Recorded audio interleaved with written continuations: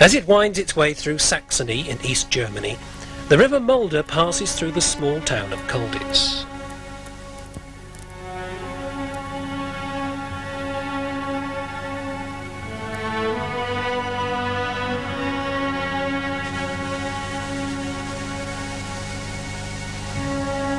High on a rocky outcrop stands the castle that has become a legend in British military history.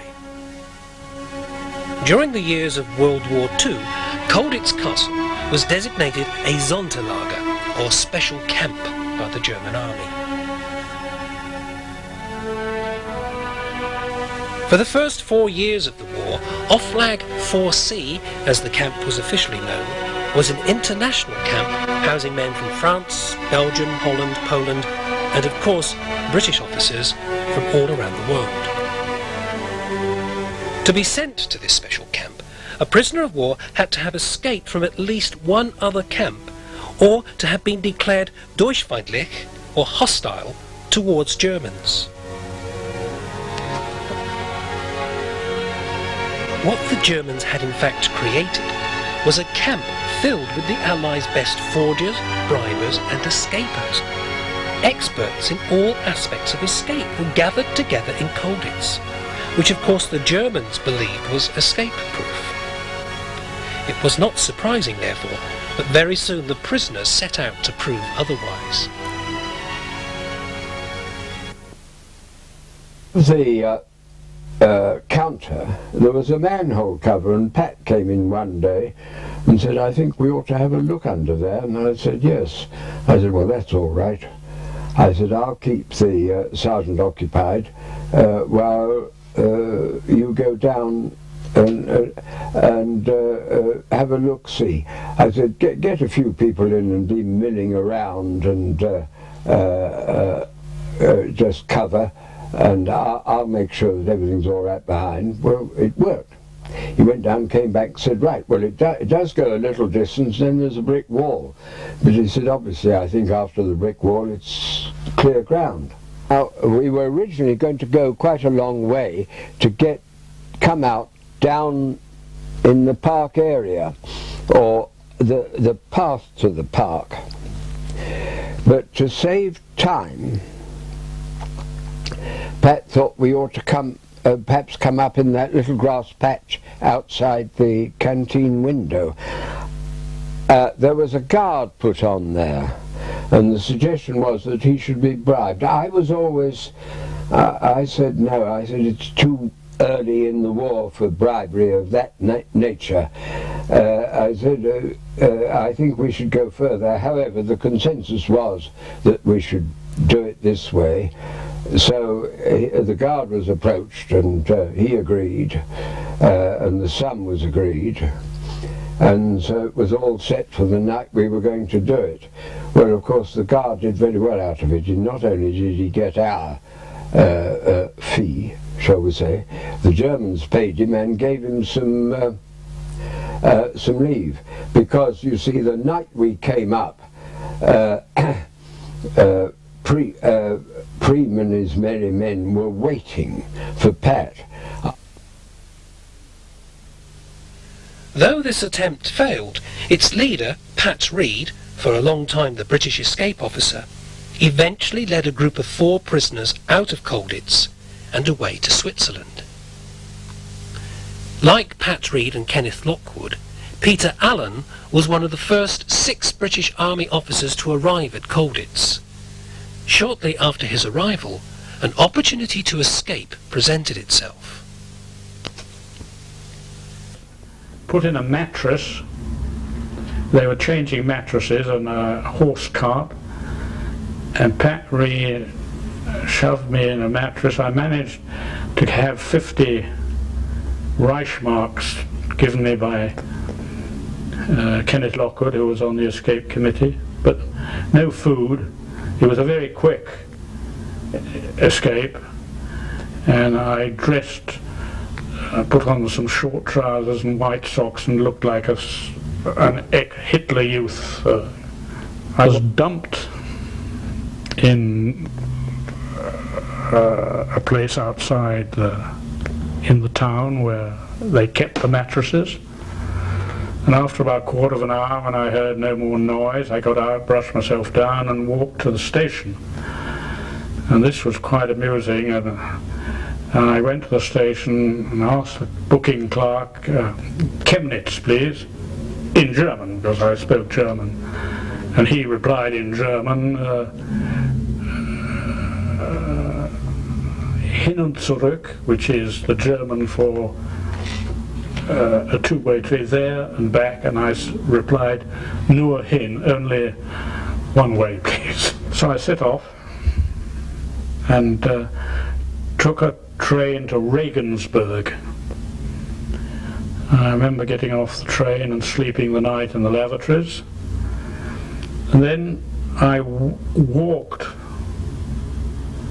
for 4 or 5 days, but I had no food, and it was in May 41, and I sometimes raffled a few potatoes and things. But one day I was very tired and I did auto stop, and a kind of a German jeep with 2 SS generals stopped and said, "What do you want?" This, of course, all in German. And I said, well, you have to think rather quickly then. And I said, my baggage has gone, I left it on the train and it's going to X town down the road. And I hope at the lost property office there I'll get in. Steigen Sie rein, get in. And they said, "You're not in the military." I said, "No, I'm a third-year student of engineering and will be called up next year." Or, not the time to talk a lot and show off your German. Anyway, I got away with it, and after 70 kilometers they can't take you any further. Steigen Sie raus, get out. And I said, "Thank you very much," clicked my heels and gave the most marvellous Hitler salute. And quite frankly, I needed a new pair of trousers after that.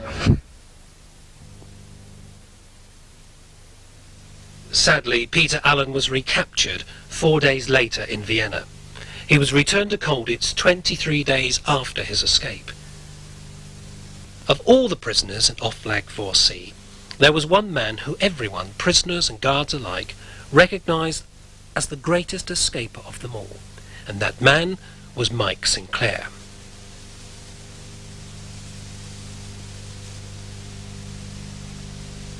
Altogether, Mike Sinclair attempted to escape 8 times after he was sent to Colditz Castle. 2 of these escapes were during the journey to the castle. Twice he was recaptured on the borders of Germany, but he never stopped trying to get out. In January 1944, he tried yet again, this time with Flight Lieutenant Jack Best. Mike went he was first all the way.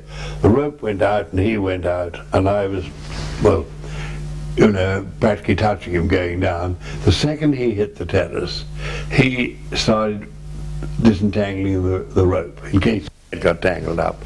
My job was to get the end of the rope, which was obvious by then, to which was tied the attache case, a little handbag we got, and throw that over the terrace.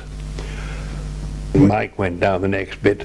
The length of the rope was perfect in that it was about a foot short, and the attache case had fallen off. It was only tied on, you know, a tiny bit of string. And we were there to lay there and wait for the music signal. As I went down, I heard the door opening into the guard room. I couldn't tell Mike that. The rope went back at an unbelievable speed. They'd heard it also. And the guard came out wearing spectacles from a room where the electric light was to outside where the floodlights hadn't come on. It was dusk. And he didn't know if he'd seen the rope go up or not, if you know what I mean. We got the all clear signal. They knew nothing about this. Luckily, he was obviously looking at the castle when we ran across the garden, which unfortunately had been dug fairly recently. We left great footprints in, which he hadn't reckoned on. Mike went to the left of the sentry box, because that was the blind side for the sentry who was going to walk up and down the other side, and I went into it. He was to cut the wire, hook the rope of the metal loop rather of the rope onto a post and go down the next drop. Cutting a wire is very noisy. It pings up the length. Doesn't matter what you do, it happens. So you decide you cut them very slowly. 1, 2, 3 we had to cut. And the timing was unbelievable because Mike knew nothing. He cut one and the guard, I saw him turn around and look. Nothing there. Looked back there, Mike cut the next. That happened with all 3 cuts. And he then gave a weight and went through and away. And down into the backyard of a house that you could see down there.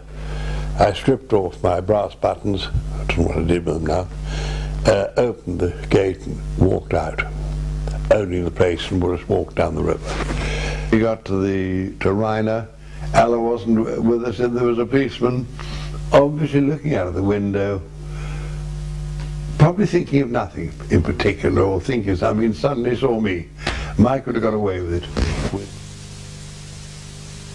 8 months later, in September 1944, 7 months before the castle was finally liberated by the American First Army, Mike Sinclair attempted a last, desperate escape. Climbing the perimeter fence of the camp's exercise ground, Mike tried to reach the safety of nearby woods, but he had been spotted. Mike Sinclair was killed, and I don't really think it was brutality on the Germans' part.